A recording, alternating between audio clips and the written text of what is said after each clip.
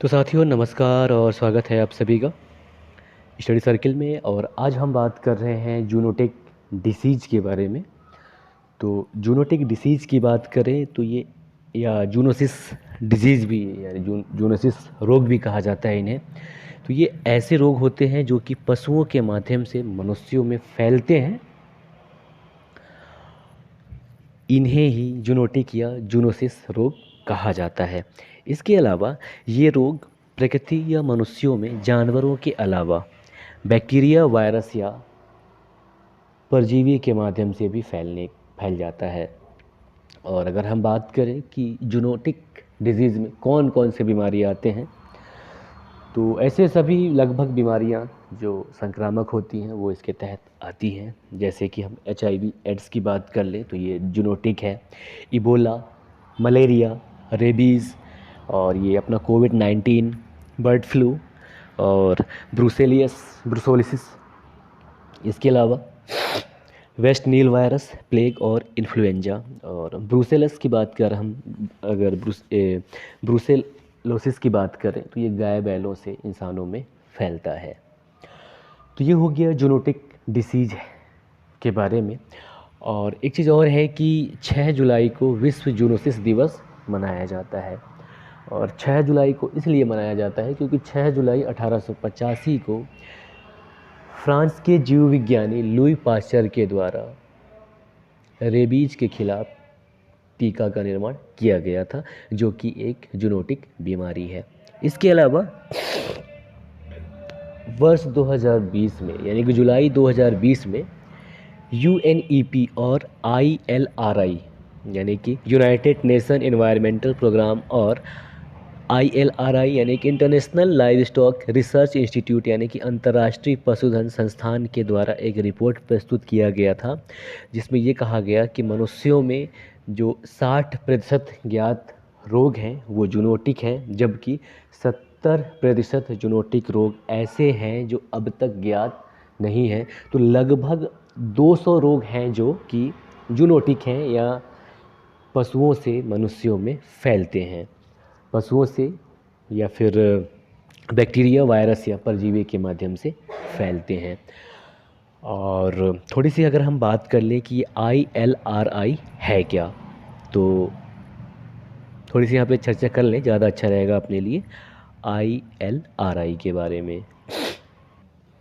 तो ILRI मतलब international live stock research institute यानी कि अंतर्राष्ट्रीय पशुधन अनुसंधान संस्थान की बात करें तो यह एक अंतर्राष्ट्रीय कृषि अनुसंधान संस्थान है और इसकी स्थापना वर्ष 1994 में की गई थी।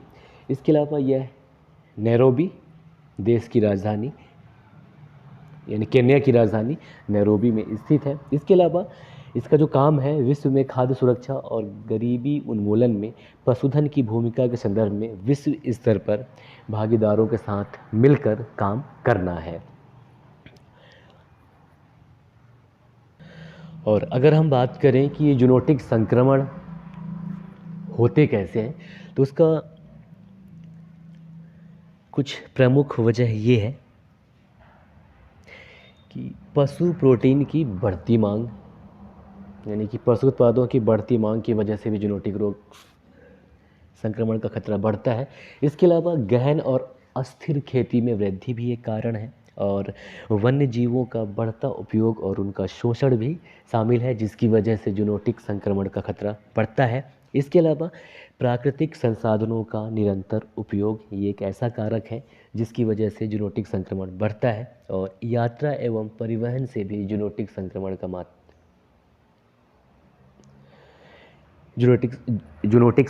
बढ़ता है। यात्रा परिवहन से ऐसा होता है कि आदमी एक स्थान से दूसरे स्थान जाता है, दूसरे लोगों से मिलता है, तो एक जगह की बीमारी दूसरे जगह पहुंचा देता है। और इसके बाद नेक्स्ट है खाद्य आपूर्ति श्रृंखलाओं में बदलाव। इसकी वजह से भी जूनोटिक संक्रमण फैलता है। और सातवां और अंतिम है जो मुख्य कारक है जूनोटिक संक्रमण का, वो है जलवायु परिवर्तन संकट। जैसा कि आप देख रहे हैं वर्तमान में जो समय है, गर्मी ज़्यादा बढ़ रही है यानी कि ग्लोबल वार्मिंग बढ़ रहा है, तो इसके वजह से भी जूनोटिक संक्रमण होता है। और यदि कोविड-19 का हम उदाहरण लें तो हमारे देश में 24 मार्च 2020 को लॉकडाउन की घोषणा की गई थी और 25 मार्च 2020 से नेशन वाइड लॉकडाउन लगाया गया था।